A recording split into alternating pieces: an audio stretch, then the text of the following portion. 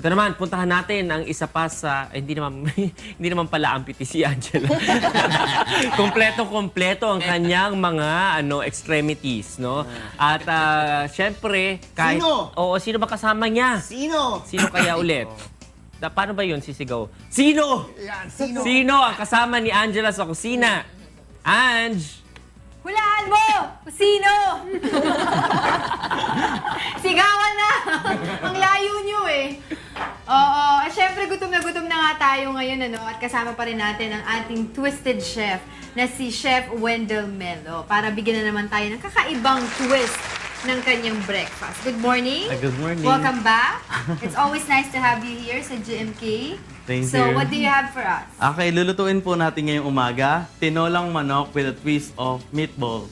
Wow! Tinolang manok na may meatballs. Ayan, imbis na yung mga manok, Manok. Ginawa ko siyang meatball. meatballs. Ayan, sige. Ano-ano mga ingredients natin sa ating tinola? Okay, unang ingredients natin, luya, bawang, sibuyas, sayote, tsaka dahon ng sili. And then para sa meatballs natin, may flour tayo, parsley, carrots, bell pepper, green and red, and then the chicken, then the Ground egg. chicken, Ground ha? chicken. Oo. So, ang importante, magagawa muna yung balls, yung Balls. meatballs, bago ka gumawa ng sabaw. Opo.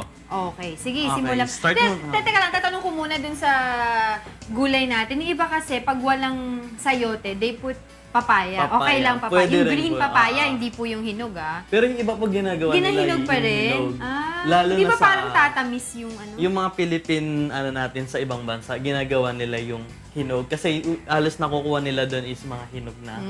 So yun yung minsan ginagawa nila sa ibang bansa. Okay. Okay. O sige, go ahead. So, Ano okay. na unang gagawin? Gagawa tayo ng meatballs. Okay, first the ground chicken. And then the carrots. And then the red and green bell pepper. Then lalagay natin yung parsley. Okay. Okay, halo muna natin. So, paano may ipiprito mo yan? Piprito ng konti lang po.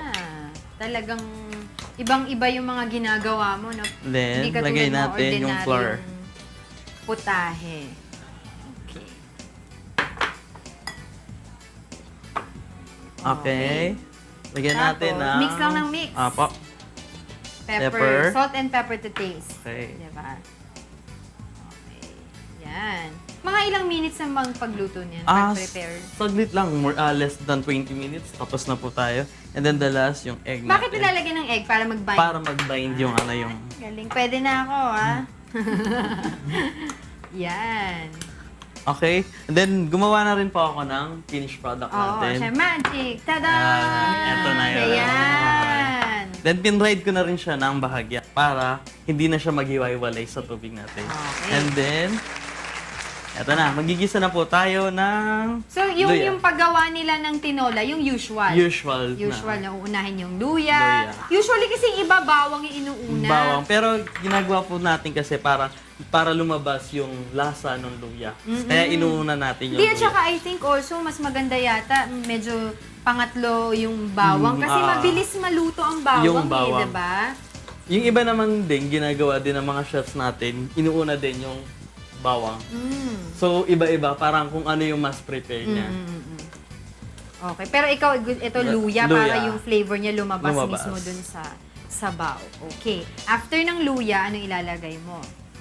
And then muna natin mag-brown yung luya.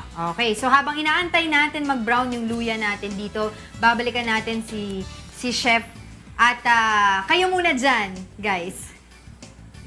Mukhang exciting na naman yan at masarap yung hinahanda ninyo ni Of Chef course. Melo.